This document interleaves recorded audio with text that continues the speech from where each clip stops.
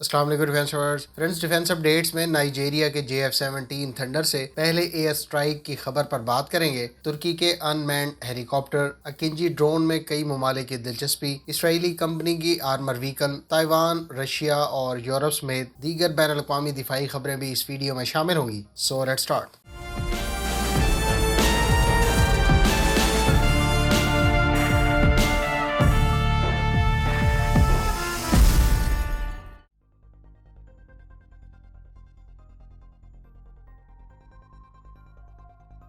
Friends, Nigeria के JF-17 thunder तैयारों को पहली मरतबा बाकायदा एयर स्ट्राइक में इस्तेमाल करने की तस्दीक की गई है। नाइजीरियन मिलिट्री सोर्सेज के मुताबिक थंडर को मुल्क में जारी इंसदाद दहशतगर्दी की कार्रवाई में ग्राउंड पर मौजूद आदाफ को पिन पॉइंट एक्यूरेसी से निशाना बनाने के लिए इस्तेमाल किया गया। वाज़ेह रहे कि नाइजीरिया की एयरफोर्स ने इब्तदाई तौर पर खरीदे गए 3 JF-17 थंडर तैयारों के साथ तुर्की की तैयार करदा एसल पार्ट भी हासिल की थी, जबकि गाइडेंस किट से लैस प्रिसीशन स्ट्राइक मिनीशन भी खरीदे गए थे। इस पार्ट और प्रिसीशन वेपन्स की बदौलत नाइजीरियन एयरफोर्स बुलंदी से टारगेट्स की निशानदेही और इनको एक्यूरेसी से निशाना बनाने के काबिल हो गई है। इसी तरह से पाकिस्तान नाइजीरिया की इस जंग में तरबियत के एतबार से भी सपोर्ट कर रहा है।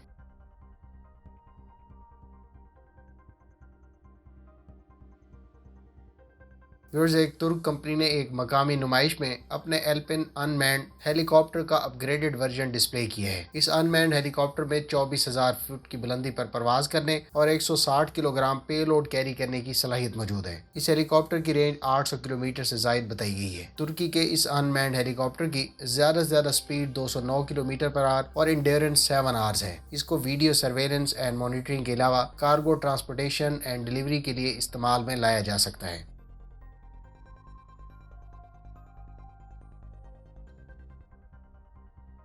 वर्ल्ड इसराइली कंपनी प्लासर ने एक नई 4x4 आर्मर्ड व्हीकल मुतारिफ करवाई है। इस लाइट आर्मर्ड व्हीकल को स्टॉर्म राइडर का नाम दिया गया है। कंपनी का कहना है ये व्हीकल सैंड कैट की तरह पावरफुल, ड्यूरेबल और रिलायबल है। इस व्हीकल में 10 ट्रूप्स को कैरी किया जा सकता है। इस पर रिमोट कंट्रोल वेपन स्टेशन की ऑप्शन भी मौजूद है, जो कस्टमर की रिक्वायरमेंट्स के तहत ऑफर की जा सकती है।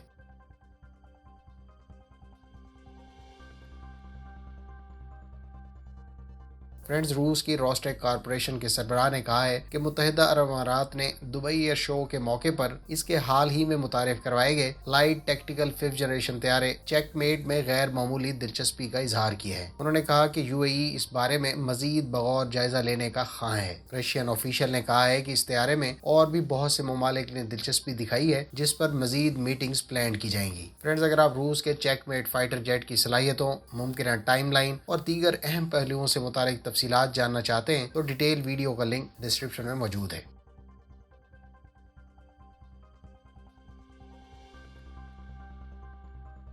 रॉयल थाई एयरफोर्स ने कहा है कि वो अमेरिका के तैयार करदा बीच क्राफ्ट लाइट स्ट्राइक एयरक्राफ्ट खरीद रही है। थाईलैंड इस लाइट स्ट्राइक एयरक्राफ्ट का पहला गैर मुल्की कस्टमर बन गया है। $140 मिलियन से जायद इस डील में 8 एयरक्राफ्ट शामिल हैं। ये तैयारे थाईलैंड एयरफोर्स के एजिंग L-39 एल्बेट्रास तैयारों को रिप्लेस करेंगे। इन एयरक्राफ्ट की डिलीवरी 2023 में शुरू और 2024 में मुकम्मल होगी।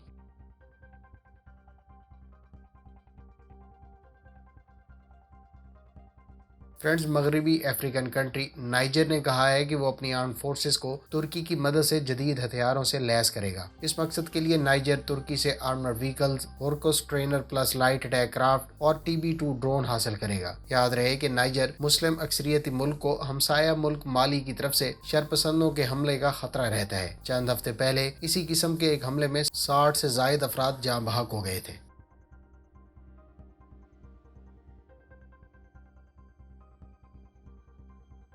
फ्रेंड्स, पाक बहरिया के जहाज PNS रस्तगार ने शुमाली बहिरा अरब में कामयाब रेस्क्यू ऑपरेशन करते हुए सफीना पाईखेल नामी माहीगीर बोट पर सवार 16 माहीगीरों को बचा लिया है। माहीगीरों की बोट के ईंधन टैंकों में आतिशज़दगी के बायस ये शदीद आग की लपेट में थी। शुमाली बहिरा अरब में मैरी टाइम सिक्योरिटी पेट्रोलिंग के दौरान PNS रस्तगार ने कराची के साहिल से दूर माहीगीरों की बोट में आग का मुशाहिदा किया और पाकिस्तान बहरिया और Pakistan maritime security agency के जहाज़ों ने फौरी कार्रवाई करते हुए मुसीबत ज़दा बोट में मौजूद अमले के तमाम अरकान को बचा लिया। बाद में अमले के तमाम अरकान को बहिफाजत निकाल कर जरूरी तिब्बी इमदाद फराहम की गई।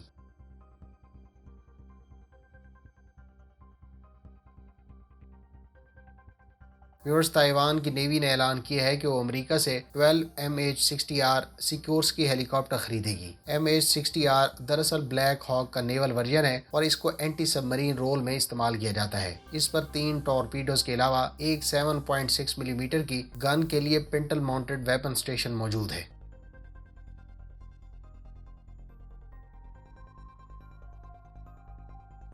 फ्रेंड्स, यूरोपीय यूनियन की कौंसिल ने पेस्को यानी परमानेंट स्ट्रक्चर्ड कोऑपरेशन प्रोग्राम के तहत ऐलान किया है कि वो medium size semi autonomous surface vessel तैयार करेगी। इस वेसल को मल्टी मिशन मॉड्यूल्स जैसा कि ISR, एंटी सबमरीन और एंटी सरफेस वारफेयर रोल्स के लिए तैयार किया जाएगा। पेस्को प्रोजेक्ट में यूरोपीय यूनियन के 25 मेंबर शामिल हैं, जिसमें इटली, जर्मनी, फ्रांस और स्पेन के अलावा स्वीडन काबिल जिक्र है।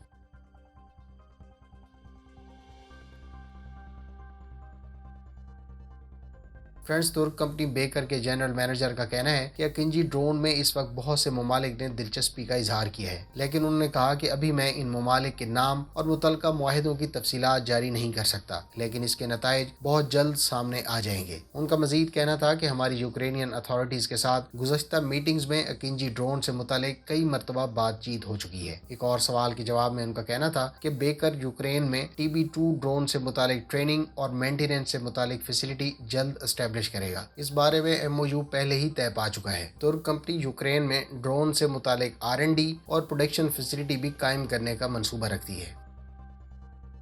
फ्रेंड्स, ये थी आज की डिफेंस अपडेट्स। उम्मीद है इस वीडियो से आपकी मालूमात में इजाफा होगा। मिलते हैं नेक्स्ट वीडियो के साथ। अपनी दुआ में याद रखिएगा। अल्लाह हाफिज। पाकिस्तान जिंदाबाद।